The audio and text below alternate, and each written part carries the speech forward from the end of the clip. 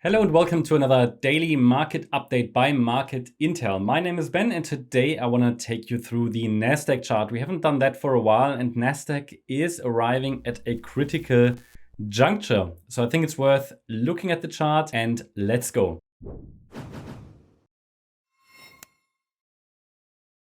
So we are on the dailymarketupdate.com website. Feel free to register here on this website. You can do that completely for free and you will receive all these daily free Elliott-Wave updates for these different asset classes. We also cover the S&P, for example. So let's click on the NASDAQ. What you can see here are all these previous updates. On a daily basis, we update the NASDAQ. There's a long-term overview and a short-term chart, plus then the written analysis and support and resistance levels, and you get the percentage probabilities in these updates as well. Now let's take a look at the weekly chart first. It always makes sense to take a look at the long-term chart initially. That gives you a really good overview. And as you can see on this chart, we interpret the local low that was formed in 2022 as the end of a fourth wave. And the idea is now in our primary scenario that we're moving up in green wave 5. Green wave 5 is so high, you actually don't see it on this chart. But the preferred interpretation is that wave 1 in magenta of that green wave 5 is close to being completed, which is why I said, NASDAQ is currently at a critical juncture.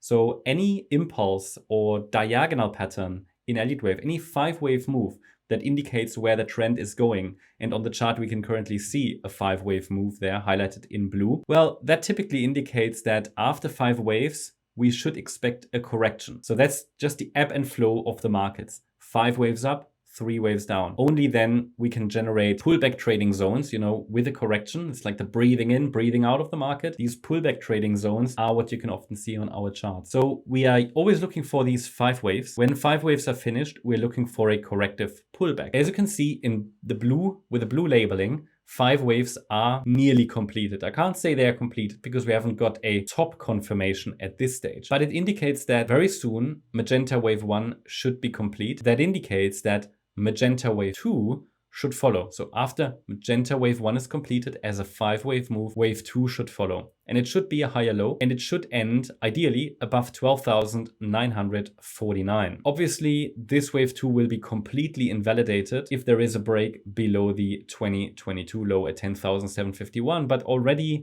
below 12,949, it will become far less likely. And then probably our alternative will trigger, which would indicate that the entire rally from the 2022 lows was just a high B wave, which is not preferred at this stage, but it's possible because the extended 5th wave here is so long, it doesn't really look like an impulse anymore, but it's possible. So you can always count it in different ways, interpret it in different ways. We're always looking for the most likely interpretation, and the high B wave interpretation is only the alternative scenario. We only see that with a 20% likelihood probability. We assign a 20% probability to the yellow scenario, which would indicate that this 4th wave in dark green is actually still unfolding. But that's not preferred at the moment. We're still looking at higher in the very short term. Then the opportunity will arise to find positions in a pullback in an overall uptrend. So now let's take a look at the 4-hour chart. Before we do that, quick reminder, let me know in the comments if there are any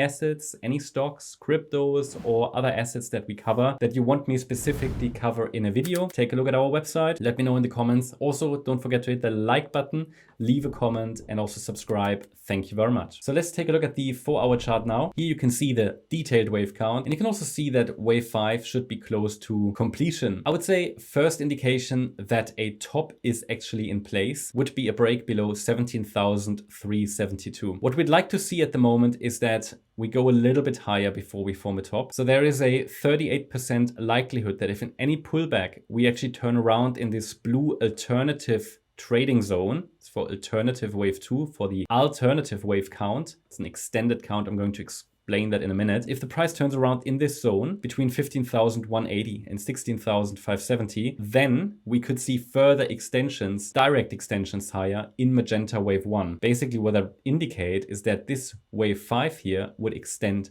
higher. It would introduce another 1-2 setup to the chart. We only see that with a 38% likelihood. Preferred is that we push a little bit higher in the short term, then get a larger correction, which however, and I go back to the weekly chart, should ideally finish above 12,949. And then we get a larger magenta wave 3 to the upside, and that would be a significant rally I think most Elliott-Wave traders would like to participate in. Yeah, this is sort of how we see the NASDAQ. Hope you enjoyed the update. If you did, again, feel free to use the link in the description. If you register for free, then you can get all these daily Elliott-Wave updates, not only about the NASDAQ, but also about the S&P 500 and other asset classes. Thank you very much. Bye-bye.